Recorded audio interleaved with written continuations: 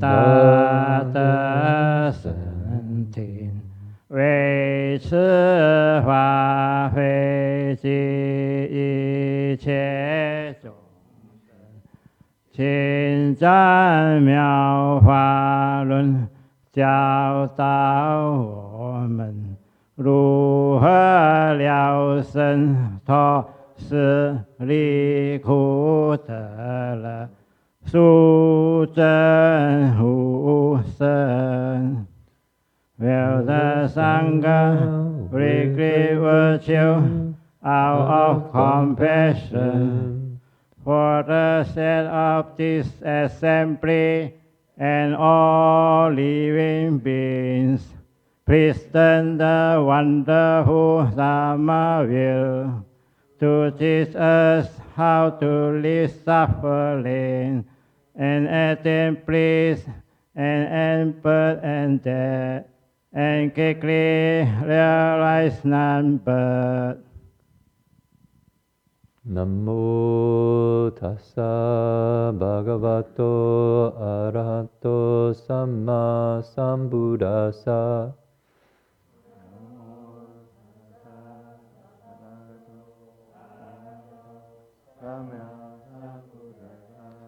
Homage to the blessed, noble, and perfectly enlightened one. Homage to the noble and perfect one. Namo Sarando Suchidoye Alahadi Samyao Sambuddhoche.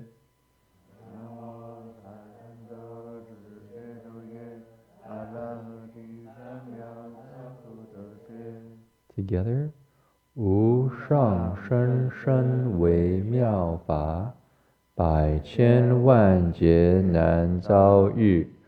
我今见闻得受持，愿解如来真实义。Supreme and wondrous Dharma, subtle and profound, rarely is encountered even in a billion eons.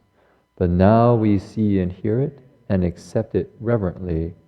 May we truly understand the Buddha's actual meaning. All Buddhas and Bodhisattvas, Venerable Master, Dharma Masters, and all good and wise friends, Amitofo, welcome to Berkeley Buddhist Monastery. Today is May 11th, 2019, and we're here to investigate the Buddha's teachings on infinite life, Sutra. So you should have this copy of the text before you. Rabbi Heng Sher is in Gold Coast doing a 3 refuges ceremony because it's their bathing Buddha there. Bathing Buddha Day, or Buddha's birthday there in Australia because they're 1 day earlier than us. So he's not able to do the lecture tonight, and Jing Fosher kindly agreed to continue the lectures on the Buddha of limitless light that we all know to be Amitabha Buddha, who is right behind us, radiant and kind of light. So just to begin, what I would like to invite everyone to do is to together recite Amitabha Buddha's name. This is a chance to kind of shake off any of the dusty thoughts that we have from our week, Monday through Friday, maybe some activity we did today.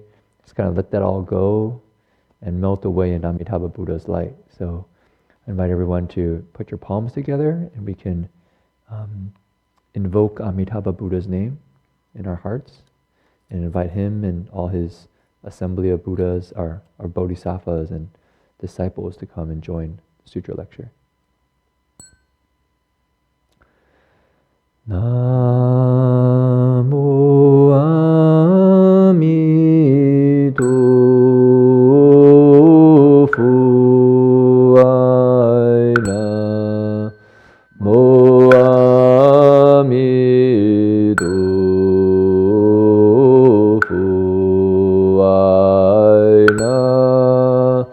Namo Amitabha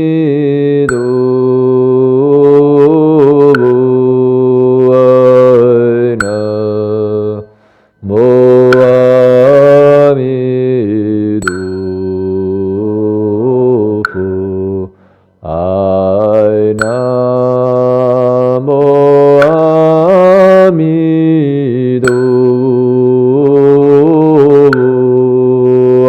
ai namo amido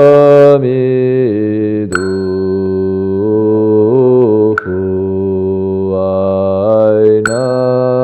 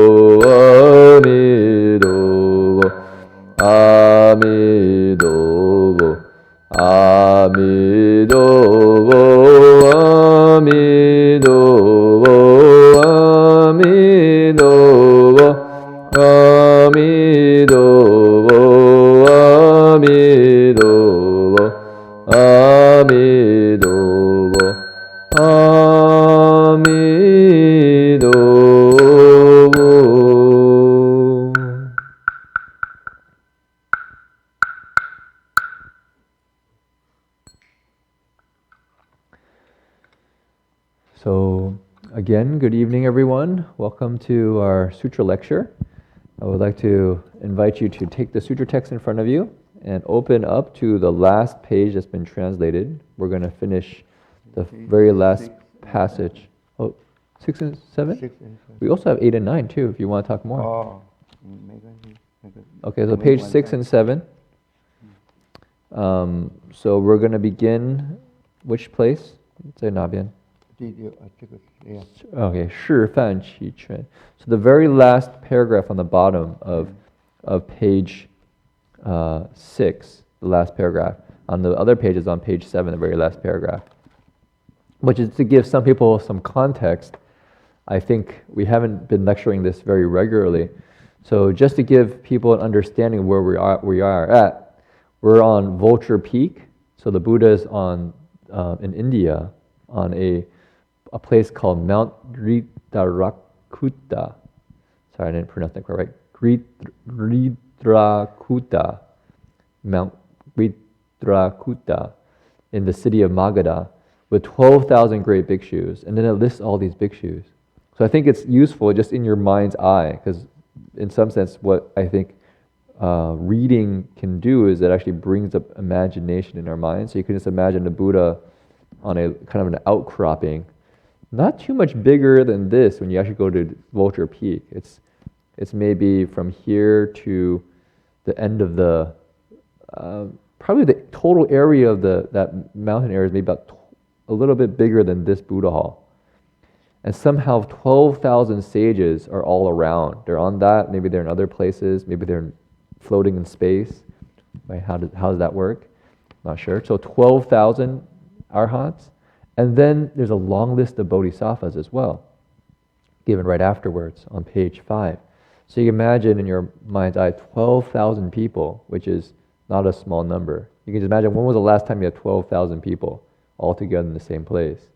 If you go to CDB tomorrow for bathing Buddha's birthday, you might get something like 1,000 plus, maybe 1,100 maybe, right? If you go to CDB. So imagine like 10 times that number, and then great bodhisattvas. And then on this mountain, the sutra then goes into the backstory of all of these bodhisattvas, their cultivation, their history. And so you're getting like this panorama view of all these beings, and then you're getting like if the movie camera was to kind of focus down, you focus down on each of the bodhisattvas, and you have like a biography of each bodhisattva, like them coming into the world as a Buddha, manifesting this whole transformation body of a Buddha transforming living beings. So we're in this process where each of the bodhisattvas' backstories are being told, showing how they all went through the process of manifesting transformation bodies of Buddhas. And so it's describing this right now. From the bottom page 5, it talks about them taking birth from Tushita heaven, coming down, and then going through the whole process, growing up, becoming a prince, seeing old age, sickness, and death, renouncing the kingdom, going off into the wilderness. And so here, we just talked about how each of these bodhisattvas have realized Buddhahood, and Mara comes and kind of tries to test them, but they triumph. They're triumphant afterwards. And here we're at a place where the gods come down to request the Dharma. So you can imagine where we're at, right? So we see the panorama view, and then we're seeing a kind of narrow view of one of the bodhisattvas and their life story. It's not just a life story, their transformation life story, right? And many, many, many of them. So you get the span of space and the span of time, just expanded. Okay, so that's where we're at. So if you can start, maybe we can read the sutra together on the bottom of page 6, and then read the Chinese and then the English, and then Jing Fo Shi tonight will kind of go into more depth about what we're reading, what we're studying. 可以吧？一起念这个下面的。先念中文，然后念英文。So recite the Chinese and then English. 要一起念还是一个？一起念好。Okay, we'll recite together. 那个有拼音可以照拼音念。OK， 好。是凡其现，请转法轮，以佛犹不，佛吼而吼，叩法鼓。吹法螺，指法剑，剑法传，阵法雷，药法电，术法语，言法师，常以法音，解诸世间，光明普照，无量佛土，一切世界。六种震动，总摄魔界，动魔宫殿，众魔者不，莫不归服。So read the English together. Shakra and Brahma then come and request that they turn the Dharma wheel. Now, as a Buddha, they travel widely. They roar the Buddha's roar.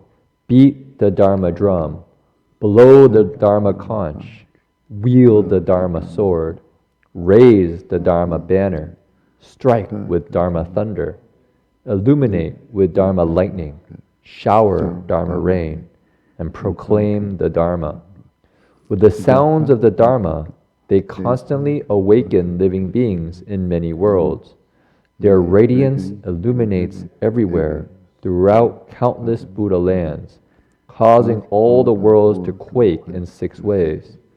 This radiance encompasses the demons' realms and shakes the demons' palaces, thereby terrifying the demons so that they all surrender. 好我们上一次讲过这个佛陀他在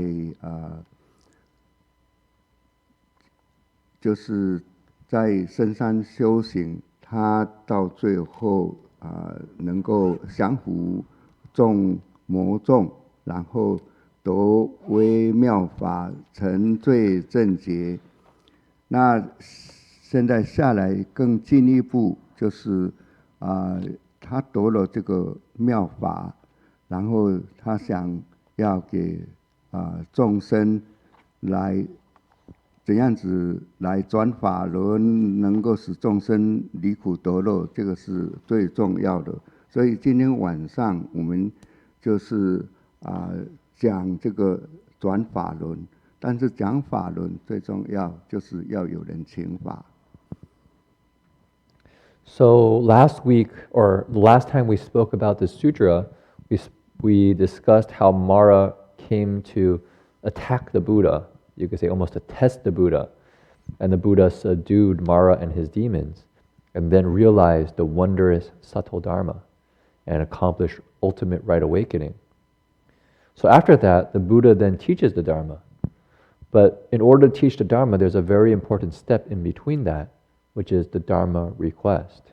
Just what we did a moment ago at the beginning of this the sutra lecture. Qing Liang, our novice here, did a Dharma request. So that's what we're going to discuss now. 对，就是像我们今天晚上那个清凉的请法，因为佛法是要有人请法，然后才可以讲法，所以这个是非常重要的。因为法不孤起，最重要要有人讲法，在其他的经典都是有人请法，那只有唯一个就是《阿弥陀经》它是佛陀自受的法。So what's really important to pay attention to is that the Dharma is spoken upon request. If Dharma is not requested, then there's no teaching that flows. So this act of requesting Dharma is essential. There is just one text, one sutra that the Buddha spoke, which is the Buddha speaks of Avatamsaka Sutra, the shorter Avatamsaka Sutra, where the Buddha spoke that sutra not upon request. He just spoke it because people didn't even know to request it. 所以那像经文上的这个谁来请法呢？所以就是凡其请其欠，这个就是由是凡这个两个天人的这个天主他们来请法，所以这个就是我们今天晚上要跟大家分享的，这个算一个很重要的一个开始，因为要转法轮。So who came to request the Dharma at this point? Chakra, Lord Chakra, the king of the gods. I'll say the Lord Chakra, king of the gods, and Lord Brahma, who is even higher up than Lord Chakra in the various heavenly realms. He is in the Brahma heavens, which is above the sensual heavens. And so they, two very important figures in the Buddhist cosmology, come forward and request the Dharma from the Buddha. 所以这个事我们稍微解释一下，事当然就是地势，地势也就是事提梵音，在民间来就是称它是玉皇大帝，这个梵呢就是梵王，他是大梵天主，在受戒里面的初禅天王。So the first person is Chakra. You could say God on high. In Chinese culture, you could say relates to the Jade Emperor, and Brahma is Lord Brahma, another very important figure. 所以这个地势跟梵王在我们人天，就是人界跟天界中，可以算是福报最大的。他就出面来请求这个释迦牟尼佛要为众生来转法轮。So these two, you could say, are extremely important figures in the Buddhist cosmology with many blessings. So these two important figures come out to make the Dharma request. 所以这个讲法轮，包括我们现在在讲法，这个也就是转法轮。包括明天汪佛圣城，他要做这个忆佛节、忆佛的一些，这个都全部讲起来都是在转法轮，因为都是依照这个我们佛的这个延续下来的，才能够到现在已经有2000多年的这样子一直承传下来，这个都是讲起来就是一个转法轮。So turning the Dharma wheel is something where you could say doing this evening, doing the sutra lecture, and then tomorrow with the Buddha's birthday at the 10,000 Buddhas, that's another opportunity to turn the Dharma wheel. 你会讲四谛，我有些故事可以讲，如果可以，你要讲，我先讲吗？好 ，OK， I was just telling Dharma or Jingfo that I actually have a lot of stories about Lord Chakra and Lord Brahma, because recently I found a resource that's published from the Pali tradition, the Thai forest tradition, recently published, 2018, by an Ajahn named Ajahn Punadamo, titled Cosmo, Buddhist Cosmos. So if you want to Google it, you can find it. They have a free PDF, but it goes into great detail about all the different heavens, and so it's very fascinating. You can hear all their stories. So let me just give you how rich the Buddhist cosmology, the Buddhist mythology is. So people know Mount Sumeru, right? Mount Sumeru, and then we live on a continent called Jambuvipa in the south. So there's Mount Sumeru in the middle, and then Jambuvipa is in the south, and then there's 3 other continents all around. So people say, well, what's Mount Sumeru? And he did some discussion about it, and I think the principle is you don't want to kind of get really attached to a material kind of mind that tries to like make everything scientific in a way. I think the more interesting way to explore this is just to think about it as a kind of a cosmology, a mythology that surrounds these texts. It's like entering into a movie. You're like being immersed in a whole other world. So imagine there's this huge mountain. We're on the southern continent, and then going up the mountain, you have different things happening. So there's different beings, like we hear about the Garudas, we hear about the Yakshas, and going up. So the first heaven is called the 4 heavenly kings, and they're the closest to us. And then above the 4 heavenly kings, at the top of Mount Sumeru, is the heaven of 33, and Lord Chakra rules in the heaven of 33.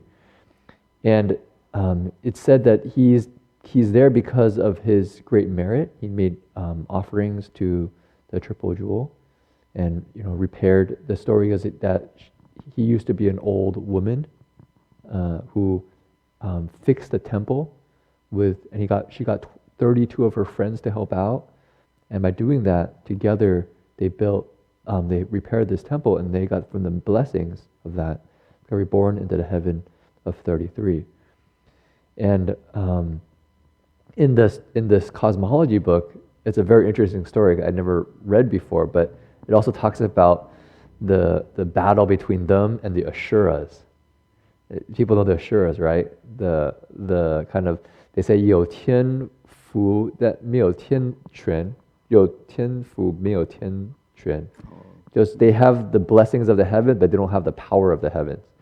So what happens was the Asuras were first in the heavens on Mount Sumeru, but then Chakra and his retinue gets reborn in the heavens. So the Asuras throw a big party for them, and they drink this kind of heavenly drink. And so Chakra, being somewhat virtuous, as though we don't drink, So they don't get drunk. But all the Asuras get really drunk. And they're all like drunk and making a mess of everything. And then Shakra, all he does is he gets all the people to throw the Asuras down the mountain. So they were falling down the mountain, and they cry Ashura, Ashura, which means something like, we won't drink anymore, we won't drink anymore. And that's how they get their name.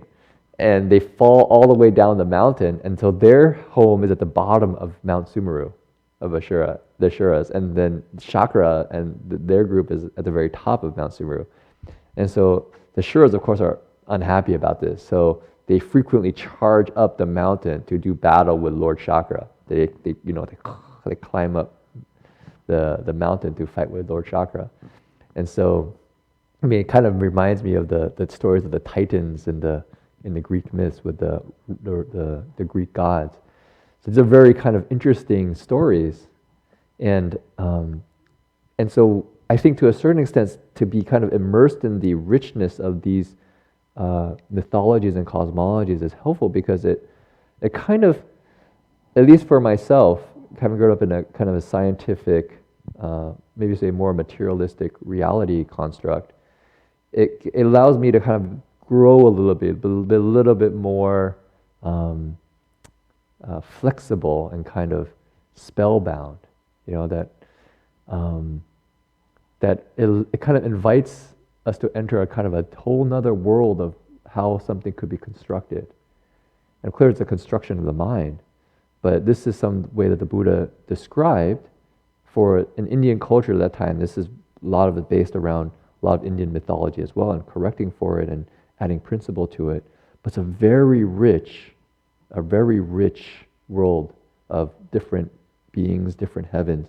And as you go up the heavens, they get more and more refined. So above the heaven of 33, there's a Suyama heaven, which is a very content heaven, and above that is a Tushita heaven, where Maitreya Bodhisattva is, and above that is the fifth desire heaven, which is a Sanskrit name that I can't pronounce, and it's the place where they say delights in their creations. So whatever they think about immediately manifests for them. So whatever they desire, whatever they want, immediately appears. And so they're kind of like great artists. They can just see something and immediately whatever they want just appears there. And the sixth desire heaven above that is actually says that they delight in the creation of others. So in that heaven, what happens is they don't even have to think about what they want. The fifth desire heaven beings know what they want and provide it for them. So they don't even have to think. They just sit there and just enjoy sensual pleasure, just kind of like lounging around. So it's interesting to see these heavens get more and more refined. And Mara, which we just saw, he's actually in the sixth desire heaven, the highest sensual heaven. And in that heaven, what I found out from reading this was that he's actually not the Lord of the sixth desire heaven, which is usually how he's portrayed, at least in my previous reading. But he's actually called like a rebel prince, in that heaven, almost like the mafia of that heaven.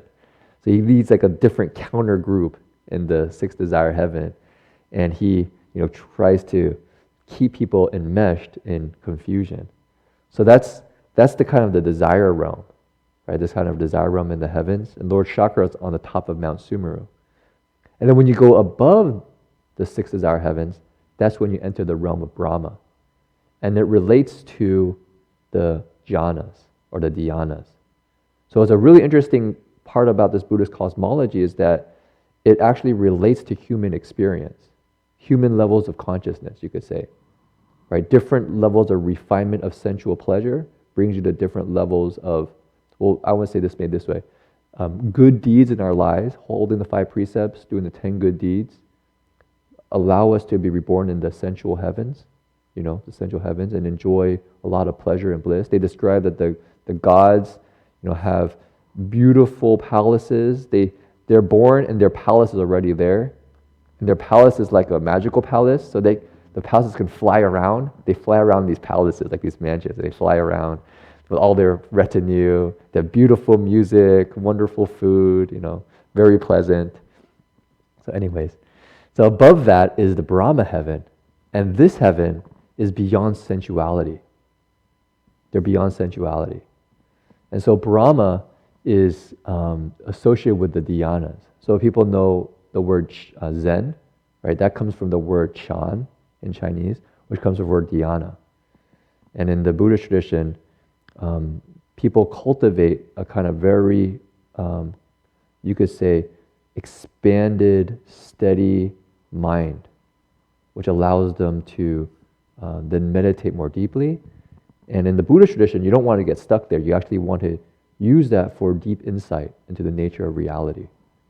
But if you just dwell in the dhyanas, then you plant the seeds to be reborn in the Brahma realm, which is not an easy feat. And so the beings who cultivate that way be born in the heaven of Brahma, Lord Brahma. So I don't want to take too much time, but I want to share a little about Lord Brahma because it's actually quite fascinating. So in the stories, it talks about Lord Brahma thinks that he's the creator of the universe. And how does that happen? It's because Lord Brahma's lifespan is tremendous. You know, the dhyana's lifespan is tremendous. So he's born, and it's just him, nothing else. And so he wants company. So now I want some other people here. And because of that, not because of that, over time, other beings arrive. From the Buddhist system, these beings arrive because of their karma. They get reborn there. They get reborn but Brahma thinks, oh wow, I was hoping for company and these people showed up, these beings showed up. They must have been created by me. So then he tells them, I wanted people to come, you guys came and you must have been created by me, so you become my followers. So they worship Brahma and they're his followers. And then he continues to wish for more things, and then a world system arises from the karmic conditions of living beings. Like the world system arises and many world systems, and then we have the Mount Sumeru and the different major islands, and we live in Jambudvipa. And so Lord Brahma sees all this and goes, oh, I must have created all this because I was thinking of having more diversity, more things. And so in the sutta, what it describes is the Buddha and the Lord Brahma of that time were actually fellow cultivators in the past. So the Buddha cultivated to a point, he actually became a Buddha, but that fellow cultivator actually first went to a higher realm and then bit by bit came down to become Lord Brahma in that time. And so the Buddha goes to teach him, and I won't go into detail in the story, but it's a fun story about how the Buddha tried to teach Brahma, saying, okay, you're Brahma, I know, however, you think you created the world, but you actually didn't create the world. You have to be very careful because if you continue to attach to that attachment, you won't get free of delusion and suffering. And Lord Brahma's like, well, no, I'm really the creator. I'm really the creator. He says, no, you don't actually, there's actually, not just you're not, free of samsara and all these things, there's actually higher gods even above you that you don't even know about. He says, no. So the Buddha and him have a competition about who can disappear and who can still see the person, right? So in the end, the Buddha wins this kind of back and forth. But in the end, Brahma is still not convinced. In this debate or this kind of exchange, Mara even comes in and tries to convince Lord Brahma, no, you're really the greatest. You're really the creator. No, don't believe this person over here. No, you're really important. So it's just an interesting cosmic play that's going on.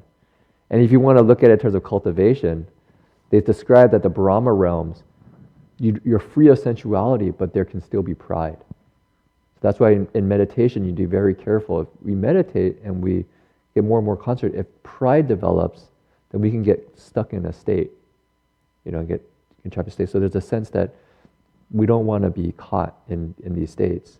But also it's interesting to see if we were to be in that realm, how does that manifest in a cosmological way? So this is an interesting interplay. So here, Lord Chakra, and actually the Lord Brahma that comes down in the Shakyamuni's story, Shakyamuni Buddha's story, is another Brahma who comes down, not the Brahma of our world, I think. but it's an interesting kind of exchange. So here, Lord Chakra and Lord Brahma, both very important figures in our world system, come to request the Dharma. Anyways, I've been reading it and immersed in it, so it's really fun to share some of the stories. Okay, 对不起，拿很多时间。OK， 好，我们现在讲这个大梵天王，在大庄严经里面，25品里面，他有提到这个大梵天王，他来劝请这个释迦牟尼佛要出来讲法，因为当初这个释迦牟尼佛他得微妙法，然后成最正解的时候，他自己在多言林中，他自己就在入禅定，他自己在想这个我证到这个微妙法是最寂静的，难见难悟也不是又可以用分别思量所能够了解的。那我这个法只有佛与佛才能够知道的，所以这个是非常甚深的法。So in the sutra called the 大庄严经, maybe the great adornment, great majesty sutra, describes this exchange when the Brahma comes down to request the Dharma from the Buddha. So the Buddha, after realizing the wondrous Dharma, he, you could say, entered dhyana, entered stillness, and also reflected, this Dharma that I realize is extremely profound, extremely difficult to fathom. In fact, only Buddhas know this Dharma. It can't be gotten at through this discriminating mind. So he had this thought. 所以他这个释迦牟尼佛他也是想说，这个一般的人是是非常不可了知的，而我这个是远离六境，就是我们的六境，就是身口意这一些的所有的，不是心里面所可以计算的，然后也不是所有的话能够说清楚的，也不是可以用关键你去用什么观，用什么去来见他的，所以这个是离一切的这个言，就是一般的梵言，然后它是到最究竟处的，所以我现在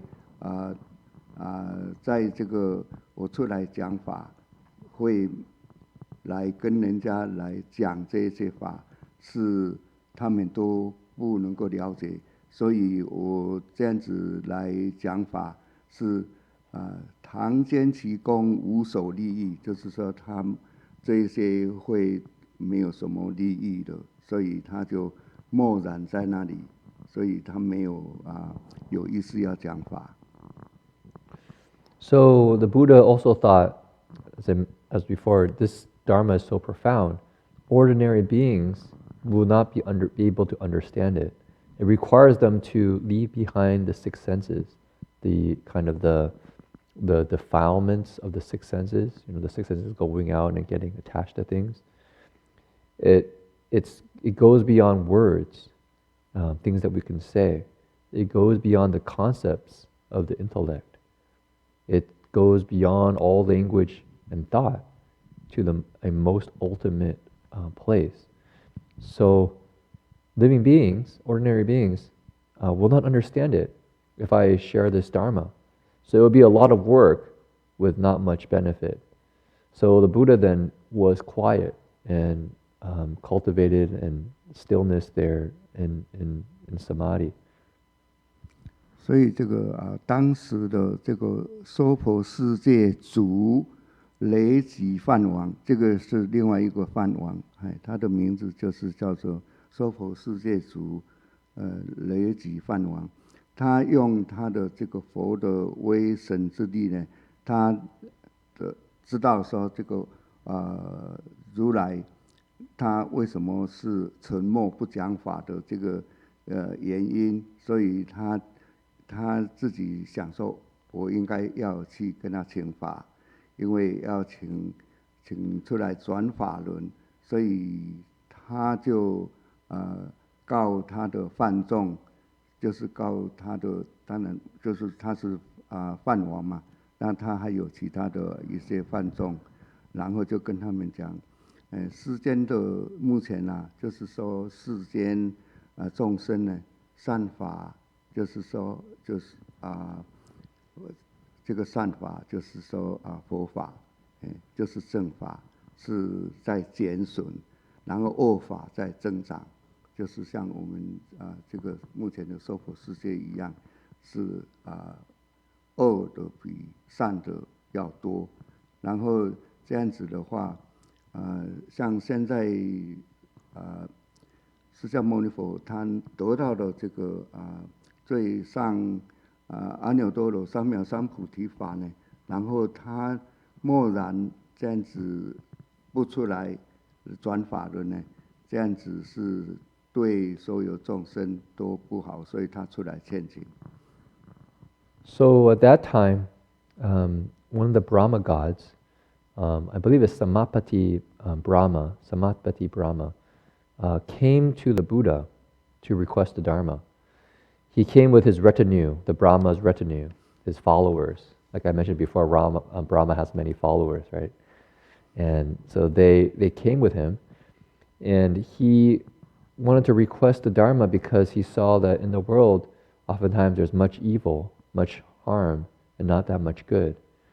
And the Buddha stayed in samadhi and silence and didn't teach the Dharma and turn the Dharma wheel, then much goodness, much benefit for living beings would not be realized because the Buddha didn't teach the Dharma. 所以这个梵王然后他们就率了所有的梵众，很大的这个就是他们的梵天子那些都来到佛所，来到佛的地方，然后跟请求佛陀要出来为众生来讲法，这样子目前的话，像佛陀他默然而至的话，这个是对众生是非常不利的，所以这个请他请法就是善哉世尊，善哉善士，能够为众生哀鸣来讲来转法轮，所以希望说能够所有的众生都能够悟入甚深之法，所以就是说这个是算第一次的请法。So Lord Brahma then came to the Buddha to request on the behalf of living beings the Dharma. So he said to the Buddha, good indeed, Buddha, you realized Buddhahood. Please have compassion on living beings. Turn the Dharma wheel. Teach the Dharma so that living beings can realize it. 所以这个请法的故事总共有3次，是非常的一个算故事性的。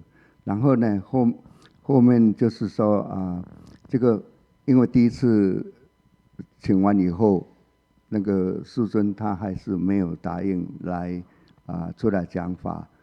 那时候呢，这个大梵天王还有他的天众呢，然后也是一样的供养佛以后呢，他们忽然不见了。So the Buddha then, at that point, didn't, you could say, agree to teach the Dharma. He didn't respond, and the Lord Brahma and his retinue, after making offerings to the Buddha, spontaneously disappeared. 他不见了，他去哪里？他跑去跟那个就是尸体反应，就是那个四谛啊，四谛。所以我们刚才讲的这个梵跟释嘛，就是两个出来请法。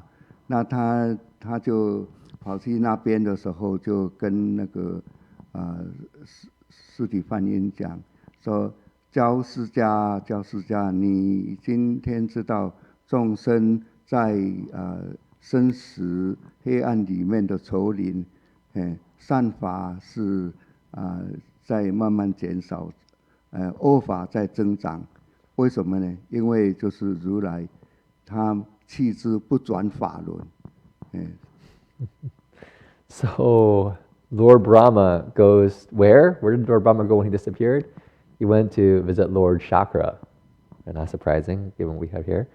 He went to Lord Chakra and said, Shakyamuni Buddha just realized Buddhahood. We need to request the Dharma from him so that living beings who are in the wasteland of birth and death can benefit from the Dharma. Because living beings now are indulging in many bad behaviors, many bad practices, causing them to fall. And the good Dharma, the good practices are less and less. So we really need to ask the Buddha to teach. Give a little bit of backstory for that. Actually, in the Buddhist cosmology book, it talked about how the gods actually really hope that humans will do good, because what happens if the more humans do good, then more get reborn in the Deva realm. But if a lot of humans do bad, then more humans get reborn in the Ashura realm. Right? So in their battles, right, they want to have more people in their heavenly realm to make sure that they have the superior numbers. So they actually have a kind of a vested interest in humans doing good so that the Deva realm can be more positive, while the Asuras have a more vested interest in humans doing bad things so that more are reborn in a kind of fighting, angry state, and then they can charge up and defeat the Devas. So it's an interesting. So that idea of that human beings, they're doing more and more bad things, more and more, ethics and goodness is becoming less and less important. The 10 good deeds, the 5 precepts, less and less important. It's actually a real concern for the Devas, because, imagine if you're going to get attacked by these hordes of Asuras, right? You want to have your own side strong.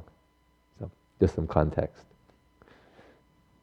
然后那个教释迦，他那个梵天王又称他说：教释迦，我跟你都要去佛陀的地方来请转法轮。这样子的话，就是能够使世间的这个尊重法故，就是说能够大家世间的人能够了解这个佛法的重要。这样子的一个缘故，所以你跟我都要去劝请这个佛陀出来讲转法轮。So then he told Lord Chakra, we need to go together to request the Dharma from Shakyamuni Buddha. Why? Because if both of us go, we will inspire confidence in living beings that the Dharma is something very important, that they see both of us requesting it, so they will see, this must be important and pay attention. 在这里稍微说明一下，这个教释迦，其实这个是一个梵名，就是梵是梵文的名字。梵文的 Rama？ 什么卡萨卡？卡萨卡。这个是教释迦的这个名字来，在经典上，那其实他这个就是第4天的另外一种名字，就是刚才讲的。他是在33天的天主。So one of the names of Lord Chakra is Kasaka. Sorry, I don't have the book. If I had the book with me, I could look it up. He has many names. 这样子，他有解释这个教释迦其实是当时他是摩羯陀国的婆罗门，他姓是教释迦，就是说他的姓。所以用这样子的原因呢，是叫他的姓嘛。Kasaka. Yeah. So the reason is because 是以前的生命，对不对？就是摩羯陀国的婆罗门。So so Lord Shakra used to be a Brahmin, and in a particular country in India. So the name Kasaka comes from his actual last name, his certain family name. 而且这个佛经上也是说，这个为什么第四呢？他在佛陀说那个地藏经的时候，他为母说法嘛，所以他这个第四呢，他本人他手拿的这个宝盖，他那时候是当佛陀的这个侍从，就是为算护法。So Lord Shakra, he went to be in the Dharma assembly of, just for context, if people know the Earth Tour Sutra, when the Buddha went to Tramshimsha heaven, that's the heaven of 33, where Lord Shakra, where Lord Shakra lives, right? It's called the heaven of 33 because Lord Shakra lives in the heaven, kind of the center of it, and there's 8 kind of heavens around him each. So 1 in the north, 1 in the south, 1 in the east, 1 in the west. So 8 times 4 is 32, plus 1 in the middle, 33. Right? So he's in the center, and so the Buddha comes to teach his mother who had passed away, right? And so he teaches, I think it's Lady Maya, and in the Tramsham Shiva heaven, and Jingfo Shi just was saying that Lord Shakra was actually there in the Dharma assembly holding the jeweled canopy, the kind of a beautiful kind of canopy for the Buddha, to protect him from the sun. And so that's probably not a small matter. If he's like the host, right? Lord Tramshima heaven is his kingdom. He's the boss. So the boss is holding the canopy over the Buddha, right? So all the other gods are probably like, okay, we better pay attention. 所以他们2个梵天王跟那个第四王，他们2个都决定好以后，就率了所有的梵众，还有4王天、33天、夜摩天、斗率天，这个所有的他化自在天，所有的梵众呢，梵普天。这个所有的都去释迦牟尼佛那里去请法，这个是非常盛大的一个，这个请法算是第2次，因为以前有讲过第1次，现在是第2次。So then, together, Lord Brahma, Lord Shakra, go and gather together all the gods from the different heavens. So they go to the 4 heavenly kings. Right, they go there, they go up, they get all the gods in the Tramshimsha heaven, their retinues. Then they go up to the Suyama heaven, and then the Tushita heaven. They just go up and up. It's the lighting in their own creations heaven. And they go up, the Brahma realm. They get all the retinue to come and all together request the Dharma from the Buddha. So the first time only Lord Brahma requested. Now is the second request. So it's a bigger deal. 所以他们这些人都去顶礼佛子、绕佛三匝以后，然后就第4由这个释提梵音来开始他讲请法，他讲的偈颂跟大家念给大家听一下：世尊降伏诸魔焰，其心清净如满月。愿为众生从定起，以智慧光照世间。这样子，我再稍微解释一下，就是说，世尊啊，你以前把所有的那些魔都降服了，然后你现在的心，所有的都是非常清净，好像满月一样的。然后现在希望说你能够因为他在打禅定嘛，然后就希望说为众生能够起定，就是说不要再做着你要起来讲转法轮，以智慧光照这个世间。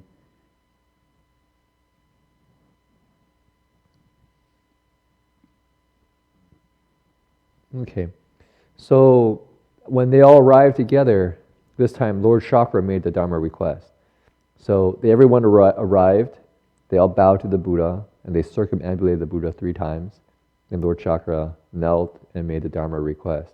And he said in verse, he said, "World Honored One, who has subdued Mara and his demons, with a heart that is pure like the moon, we wish that you can leave samadhi and teach the Dharma, and with your wisdom illuminate all the world. The radiance of your wisdom illuminate all the world." 所以这个释地梵音这样子请法以后呢，如来还是他有染莫故，他没有讲任何，还是在默然。然后这个所以有梵王，有那个刚才讲的罗吉王，他们就跟这个教师家就跟他讲说，你不要这样子请法嘛，因为好像因为他没有请动这个树身，叫他说你不要这样子请，所以就由大梵天王来请，所以他就又偏袒右肩，然后跟佛请法，然后这样子的一个寄送。如来今已降魔怨，智慧光明照一切，世间根所有堪度，唯愿世尊从定起。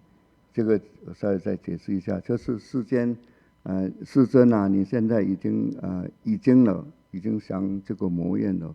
这个你的智慧光明都照了所有一切，然后世间就是世间那个他的善根成熟的是可以度的，所以有请这个世尊你能够从定起来，然后来转法轮。所以你是说谁跟他说那个是谁啊？这个是梵王就告诉他，你不要你请，我来请啊。对，因为他请不到，他请了， okay. 他还是默然嘛，没有打动他。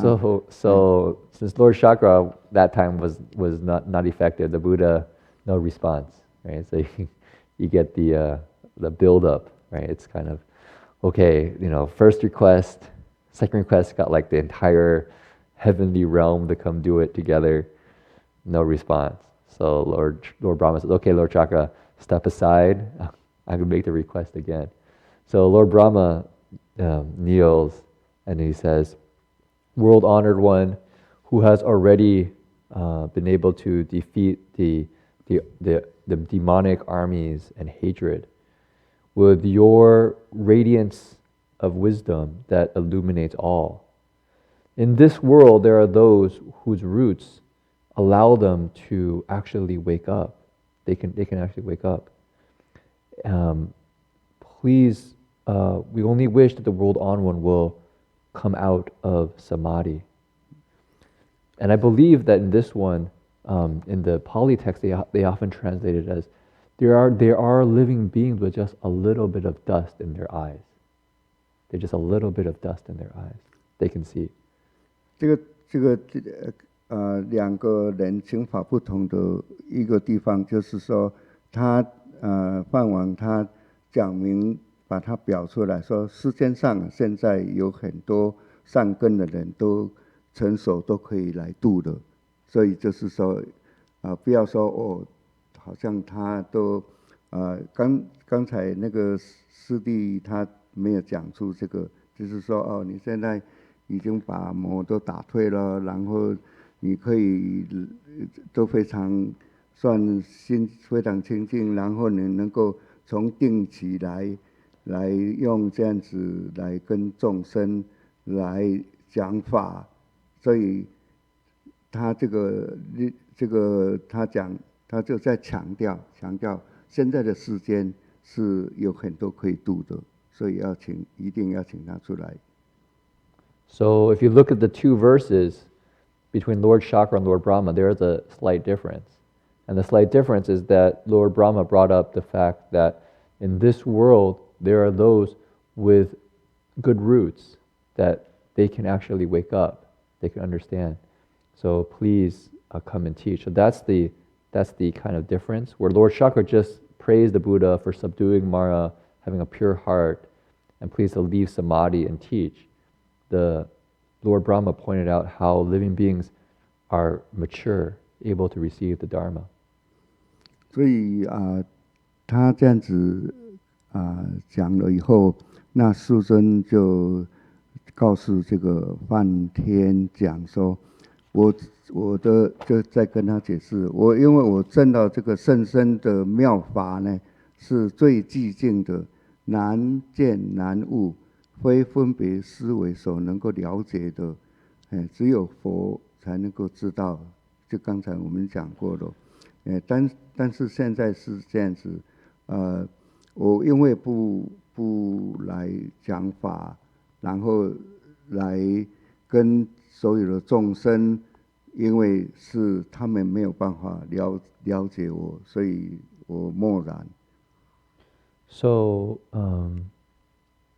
the Buddha at that point responded to the Lord Brahma. He said that I have already realize the wondrous subtle Dharma that is ultimate and ultimately pure. This is extremely hard to realize, to understand. It's beyond all discrimination and kind of just conceptual thinking. Just your words and language and thought, it cannot understand this. This is only understandable, realizable by the Buddhas. Only they can truly understand. So, 若此为人演说. So if I speak for living beings, so they won't be able to understand this. Right. That is why I didn't respond. 所以这个算第二次的刑法。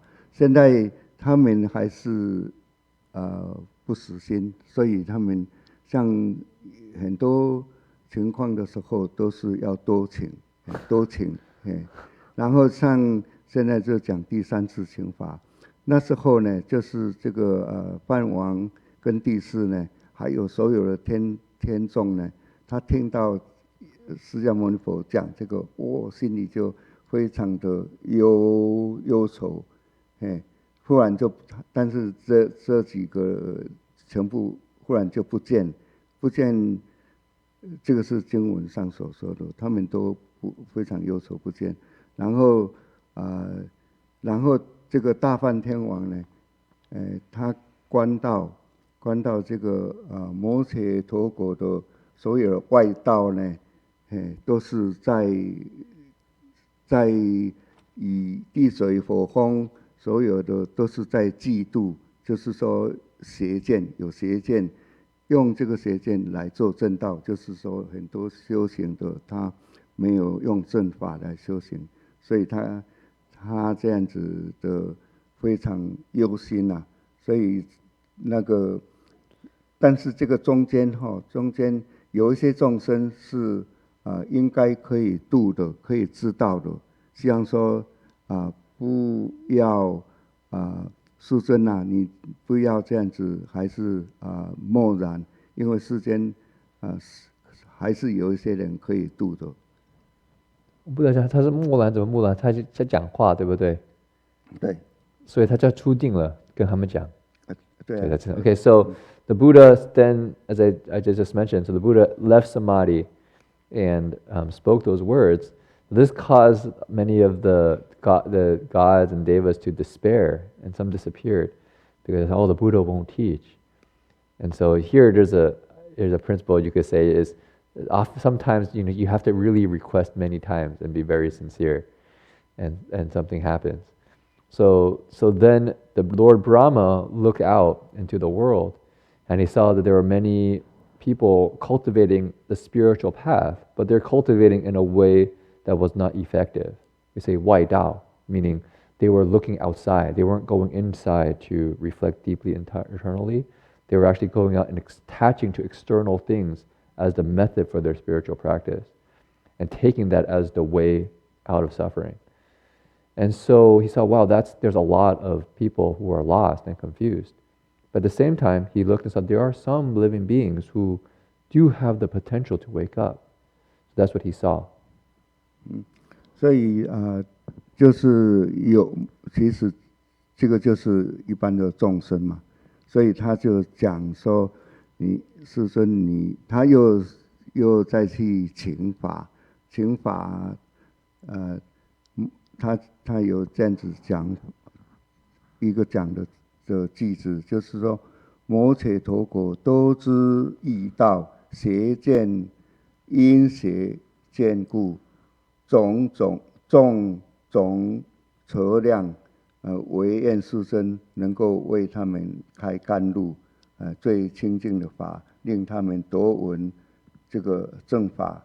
所以，而且他又在强调，就是说如来往昔他有发过这个誓愿，希望就是能够出来度众生，然后用智慧光来除掉这一些明暗就是一些不好的东西，所以唯愿这个能够大慈悲，能够不要舍弃本愿，来为众生来说法。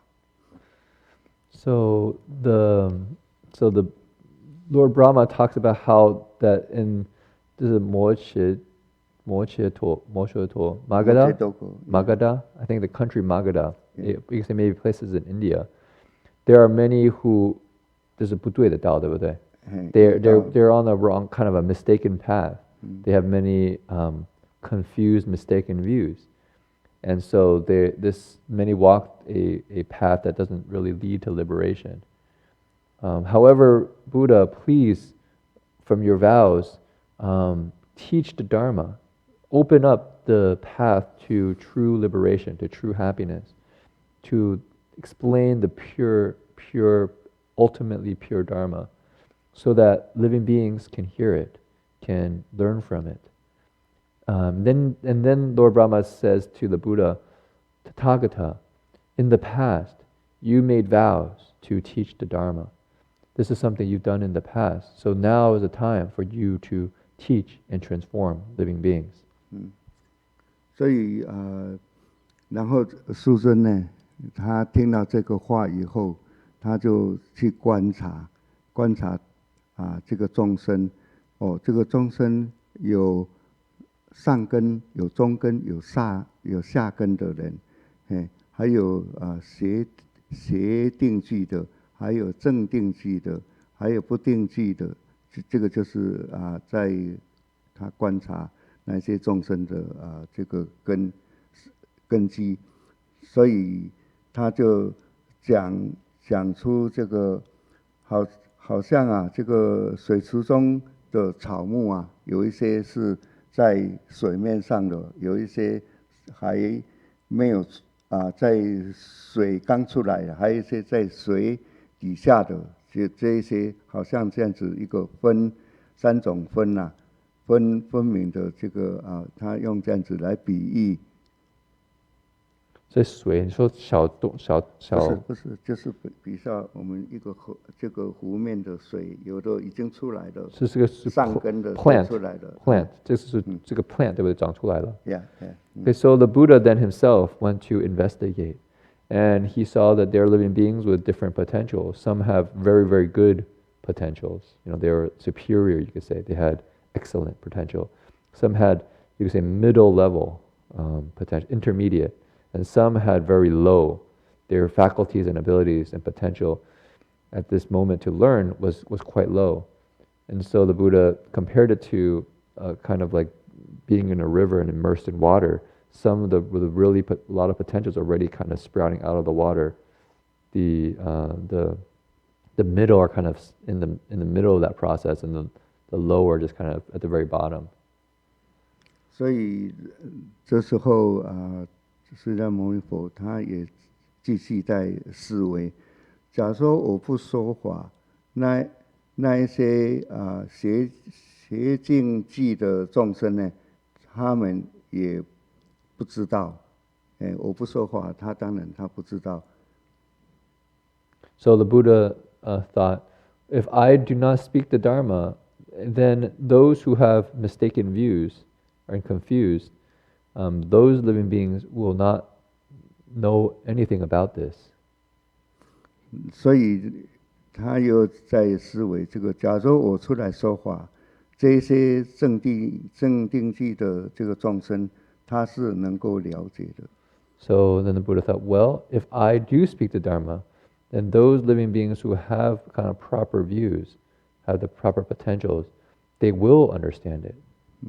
所以还有一种不定记的，我就假如说出来说法的，这个不定记就是不一定，他有时候像我们现在有很多的修行，有时候也没有修行，这个都是讲不定记的。然后我出来说法，他们就能够知道；我不说的话，他们更知道。所以他用这样子来考量，所以他最后他就决定可以来出来说法。So then the Buddha thought there's another kind of person, a being, who is indeterminate, kind of sometimes accepting of the Dharma, sometimes not. It's kind of like us, who's kind of sometimes on, sometimes off. We don't always in accord with the Dharma, cultivating. And so the Buddha sees these living beings and sees, oh, these living beings, if I speak the Dharma, then they can understand the Dharma. If I don't speak the Dharma, they will not understand it. 所以这个他们这梵天、梵网跟梵天啊，是所有的众生听到以后，就非常感谢这个能够出来给这个所有的众生，给他们甘露一切的世间，天人、龙神人都能够听受如是的这些法，所以就是说3次请了以后，就是他们已经可以答应出来转法轮。So then after the Buddha contemplated these potentials of living beings, especially those who had you could say not very much possibility, those who had really good possibility, and those who are indeterminate, sometimes good, sometimes not, he, you could say, in his heart had a heart of great compassion, of great unconditional compassion for all living beings, and decided, yes, I'll teach. So this brought great joy to all the devas. They were very happy because now the path to true liberation, the Buddha is opening this road, opening this path for living beings. 所以这个梵天王跟释利他们所有的听了以后，就非常的高兴，然后就顶礼佛足，然后他们都不见，就离开了。So then all the devas and gods, very, very happy, they all bowed to the Buddha and then disappeared. 所以还有这个地神呢，他知道这个要出来讲法轮，他也告所有的虚空神，就是所有的地神，他知道以后就告诉这个虚空一切的神，说如来受这个梵网劝请呢，来转法轮，来哀悯无量的众生，所以利益所有的众生能够安乐无量增长连天损减恶气，就是说能够增长连天的善根，能够恶法减少，所以能够为众生以后，假如说众生以后能够得到这个，也可以得到这个涅槃，所以这个是一直由地神一直往上，一直传到阿迦尼扎天，就是最高的这个天。So then, after all the various gods disappeared, there was an earth spirit, an earth spirit observed all of this and then told the space spirits, saying, now the Buddha is going to teach. The Lord Brahma, Lord Shaka requested the Dharma, and now the Buddha is going to teach. That means that goodness in the world will increase, that the realm of the gods and devas, it will be increased. And the negative and bad in the world will decrease. And not only that, the path to nirvana will open up. The path to liberation from some suffering will be there for this, kind of explained for living beings.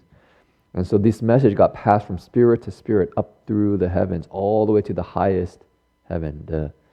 Is it Ajna? Sorry, I don't know the Sanskrit name, but is it Ajna spirit? Starts with an AJ. Heaven. 所以还有当时的这个有四护菩提树天，这个也是一种四天的名字哈。然后他们有四天呢，是护法天，它有名字的，一个受法，第二名是光明，这个名字第三个是明耀法，第四名是法恨。然后这个四天呢，他们顶礼佛祖以后，就问说：师尊，你要再去哪里转法轮？ So then there were also Dharma protecting spirits around the Bodhi tree, right? The Buddhas under the Bodhi tree. So there's 4 spirits, all with different names. What's their names? 一个受法。在那边。So their name is, one is receive the Dharma, another name is radiance, another one is delighting in the Dharma, and the last one is practicing the Dharma. So they bowed to the Buddha and asked the Buddha, where are you going to go to teach the Dharma? Where are you going to turn the Dharma wheel? These curious spirits. 那师尊就答说，我要去波罗奈国仙人多处鹿野苑去转法轮，就是说我们以前都有讲过鹿野苑那边来转法轮。So he said, I will go to Varanasi in Deer Park to teach the Dharma, to begin turning the Dharma wheel. 所以这些天子讲，那边的地方不是很好，因为那边文物鲜少，这个泉林、树林还有泉水不是最殊胜的，然后那边土地也不够丰瘠，人民遭此，你就是说你问佛陀说你怎么会去那里呢？转法轮呢？ So then the spirit said, oh, why do you want to go there? That's not such a great place. You know, the forest there, the trees there, they're not in the best condition. The ground is not very fertile. The people aren't the most virtuous. It's not really the best place to go. Buddha, why do you want to go there? 所以师尊就告这个四天子讲，人走不要做这样子讲，就是比较客气说你不要这样子讲。为什么呢？因为往昔所有的这个所有的佛诸佛，就是都是在那里转法轮的，就是他要依照以前的这个诸佛的方式来转法轮。So the Buddha told the spirits, don't speak like this. In the past, all the Buddhas all went to Varanasi, Deer Park, to turn the Dharma wheel. So this has been done many times before. 因为那里他也顺便提到，那里是常常有天龙夜叉、千达婆、罗刹等守，那里都是有在那里守护，所以我要去那里转法轮。So you'll say that there's many Dharma protecting spirits there, Nagas, Yakshas, all the different realms of beings of Dharma protecting spirits are there to protect the place. So I will go there to teach the Dharma. 然后这时候佛陀他用他的这个无眼清净呢观察这个世间，所以什么人可以来看守我的这个法呢？然后谁能够开悟呢？第一次他观测到这个外道一个摩罗之子，他是非常聪明，然后已经断了这个烦恼，但是后来他又观察到，他已经7天前就命中了，就是往生了。Okay, so the Buddha then used his 5 eyes, his spiritual eyes, to look and see who can understand this Dharma teaching, who can realize it. So he looked out, and he actually saw one of his previous teachers who taught him meditation. And he saw that elder, said, that elder, that teacher, he can realize this. But as he looked into the situation, he saw that elder actually went to rebirth 7 days before. So he had died 7 days before the Buddha's awakening. 然后佛陀又观察，有一个外道叫阿罗迦仙人，然后他也是断了烦恼，然后他佛眼看这个人也是他命中已经3天了。So the Buddha thought, okay, who else? And saw another one of his teachers who taught him meditation before, who was very accomplished and kind of was able to really put down a lot of false thinking and afflictions. Said, he will actually understand what I've realized. But then he looked into it, he said, my goodness, he passed away 3 days before. 然后佛陀他又再继续观察，这个鹿野苑里面有5个巴陀罗，就是以前跟他一起修行的那一些同事，而根性他已经很调熟了，所以他能够听这个妙法以后能够开悟，所以他们就去往这个鹿野苑走去。So the Buddha then looked out and saw in Deer Park that there were the 5 cultivators who were practicing with the Buddha, the 5 ascetics, and he saw that they were ready for the Dharma, and so they were still alive. So he went to Deer Park to teach them. 所以他们佛陀就往那边走去，就是当时看到这个他们5位的时候呢，因为以前他修苦行，后来佛陀他就去受这个供养，就是那个一个女孩子供养，没有再继续修苦行。他们认为说，这个他现在怎么会走来我这边？他们非常的怀疑。So when the Buddha approached these 5 ascetic cultivators, they were quite surprised to see the Buddha because they actually had left the Buddha before when he was cultivating asceticism. And the Buddha at that time, who hasn't realized Buddhahood yet, but was cultivating asceticism, was near the point of death, then received a bowl of, you could say, porridge from, I think, a passing young girl. And the ascetics, seeing him do that, said, he's given up the ascetic path. He's really a spiritual dropout, you could say maybe. He's a no-good cultivator. So they said, we don't want to be with you anymore. So they all left. The 5 of them all left.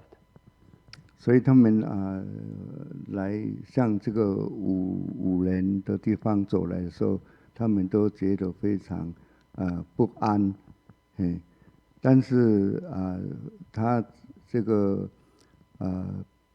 他讲五比丘，你看到他来的时候呢，忽然间就站起来了，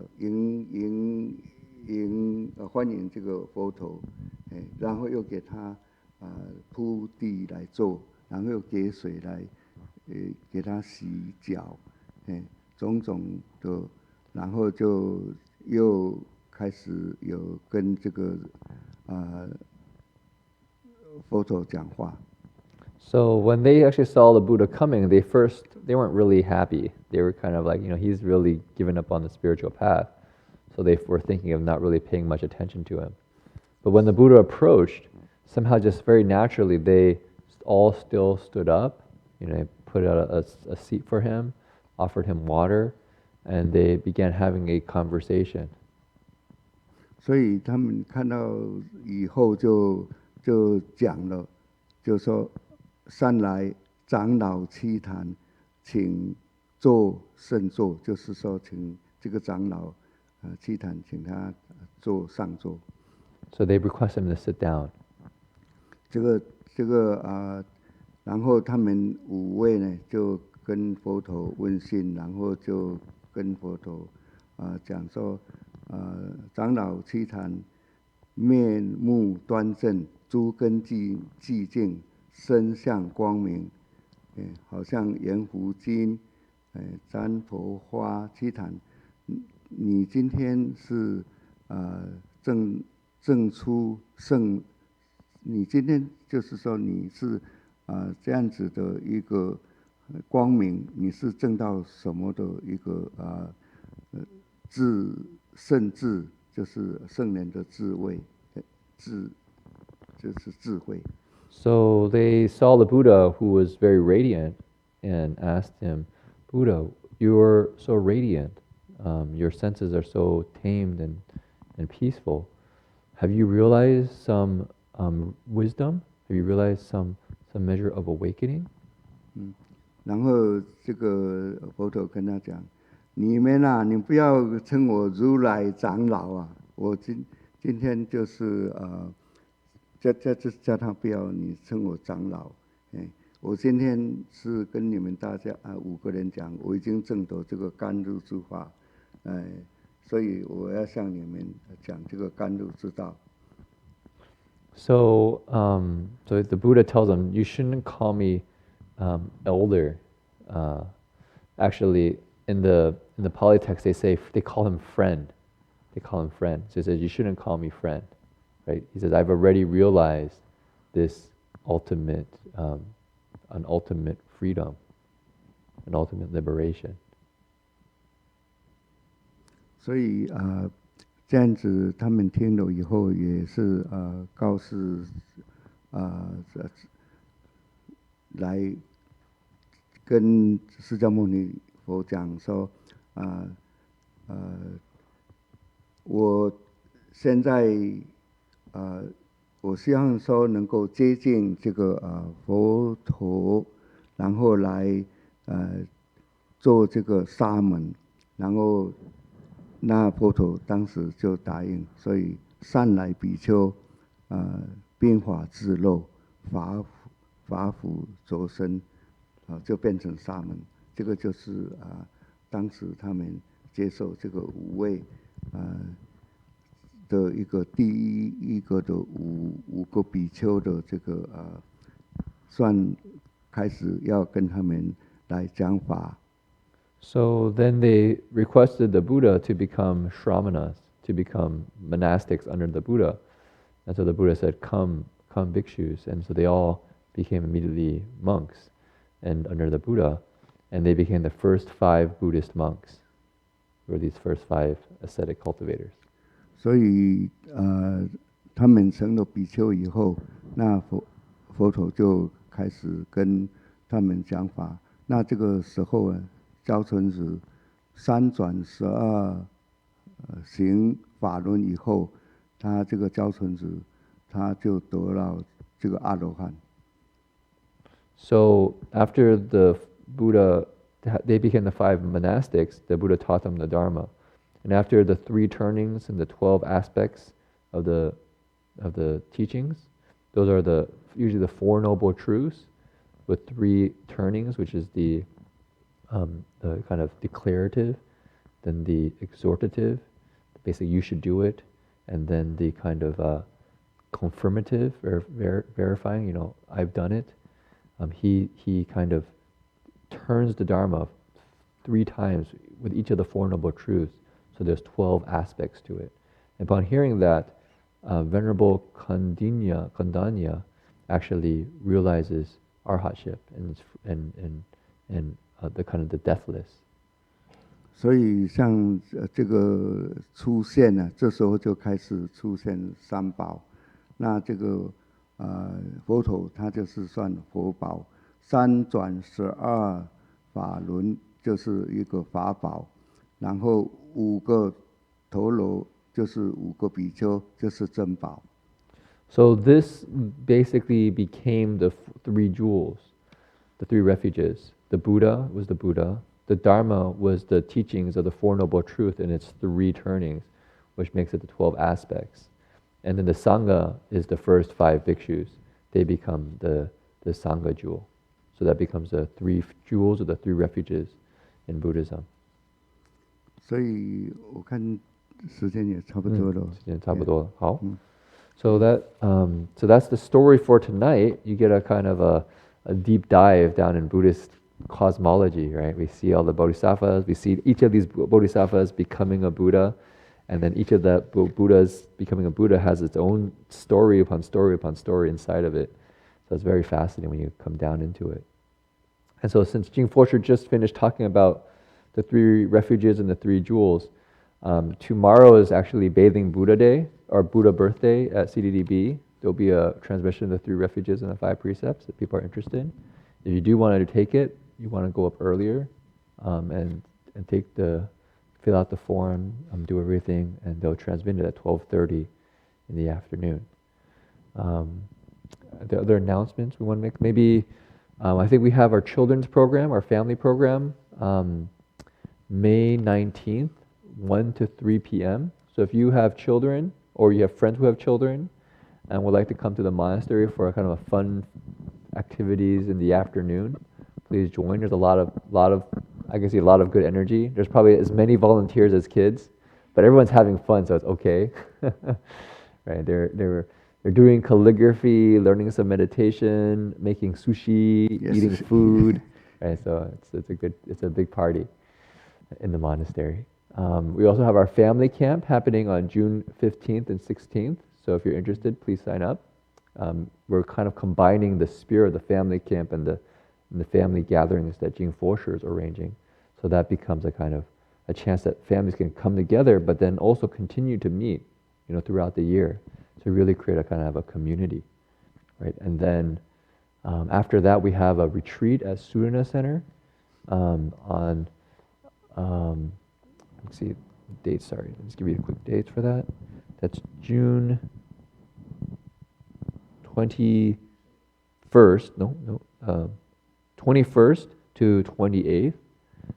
If you're interested, that will be a very interesting retreat that we're going to talk about, what gives our life meaning, and how does meaning kind of limit our lives as well. When we take a certain way we look at our lives, it kind of condenses our life down as well.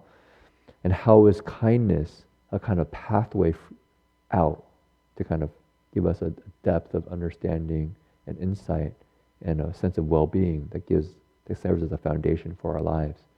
So if you're interested, Dharma Master Heng Chi, the most senior nun in our association, and Doug Powers, who's, you could say, started Berkeley Buddhist Monastery with Reverend Heng Chi in 1995, and has been around a long, long time, since I think late 1960s. We'll be leading that retreat together. After that, we will have the Global Buddhist Conference at UC Berkeley on the 29th and the 30th, 29th and 30th. So if you're interested, please sign up on the website. BBM should have a code. So if you're interested, please maybe email us through our contact form on the website, or you can come talk with us. And we haven't got the code yet, but we can give it to you. I think it's a 10% discount. It also shows you're part of the BBM community. But that should be a real kind of festival event. Imi Oi will be performing. There'll be lots of booths. DRBU will be showing up with strength. I think BTTS, Boys and Girls School, and probably like 50 different Buddhist groups from around the Bay Area. So it should be a great time to meet a lot of Buddhist friends, our Buddhist neighbors. And then, so it's a busy summer. So July, after that, just so you haven't had enough, July 13th and to July 20th is Buddha Root Farm, followed by the Guanin session on 20th to the 27th. So if people are interested in any of that, please sign up on the DRBU extension website, or Buddha Root Farm, I believe we're already full, but you can go and get on the waiting list at oregon.berkeleymonastery.org. So all of those are things that people are welcome to participate in. And I just realized I did leave out one thing, which is we are having a 3-day Amitabha session. I just found out.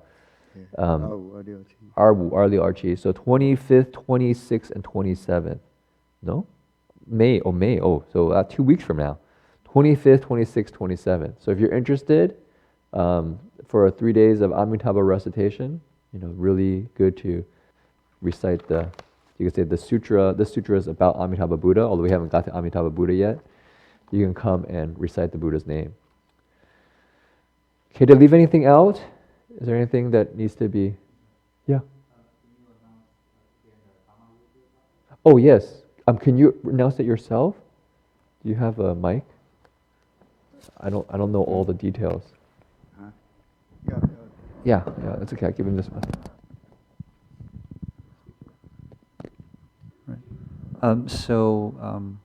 We are launching dharmaradio.org, which is a website, but also we are streaming tonight's lecture live and other live lectures there, audio only. We also broadcast several other previous recorded lectures. So if you say you are driving, you can, before you start driving, you can open that website and listen to the lecture. Or you want to conserve the data plan on your cell phone, then you can tune to that and listen to audio only. Okay. So again, the website is dharmaradio.org. So this is a really great function. So in the future, you don't have to ever think that you don't have something to listen to. dharmaradio.org is going to always be playing. So when it's not having lectures, I think there's going to be Buddhist music, Buddhist mantras, daily ceremonies. So it's kind of the Buddhist Dharma. You can be in a Dharma assembly all the time. Just go to dharmaradio.org. Okay? So let's do the dedication of merit. You should have it on the back of your sheet, your Dharma request sheet. Maybe you don't have it. Do people know it? If you don't know it, there's a sheet in the back.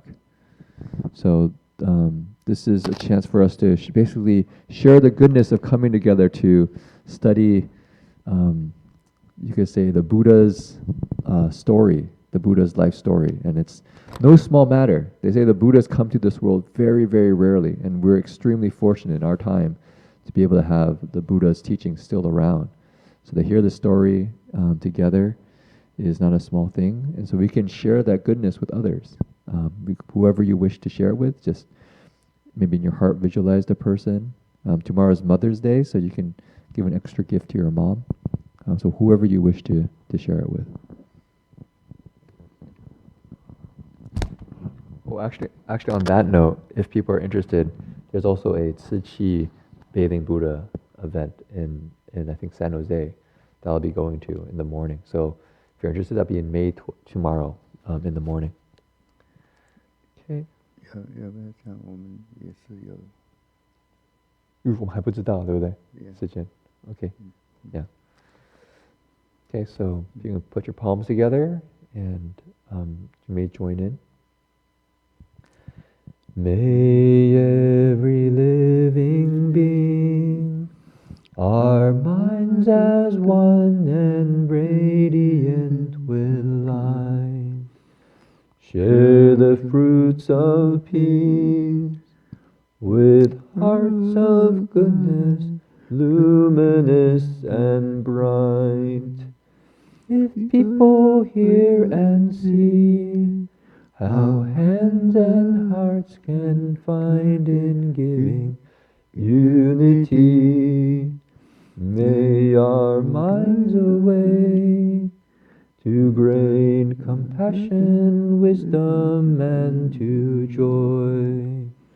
May kindness find reward, May all who sorrow leave their grief and pain. May this boundless light dispel the darkness of their endless night. Because our hearts are one, this world of pain turns into paradise. May all become compassionate and wise. May all become compassionate and wise. I'll stand and bow to the Buddhas.